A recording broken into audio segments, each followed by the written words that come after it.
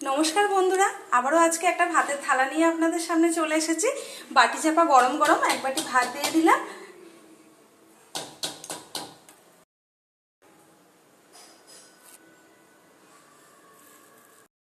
দিয়ে দেবো একটা কাঁচা লঙ্কা, দিয়ে দেবো একটু আলুর খোসা বাটা করেছিলাম দুপুরবেলা। পাপড়ি খুব ভালো খায়, সেই জন্যই আজকে বাটাটা করেছিলাম। যেহেতু স্কুল ছুটি পড়ে গেছে, ও বাড়িতে আছে, সেই কারণেই আলুর খোসাটা বাটা করেছিলাম।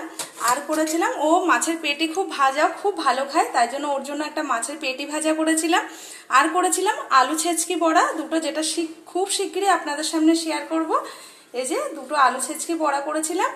আর করেছিলাম পটল পোস্ত, যেটা আজকের ওর সবকটা রান্নাই ওর খুব প্রিয়।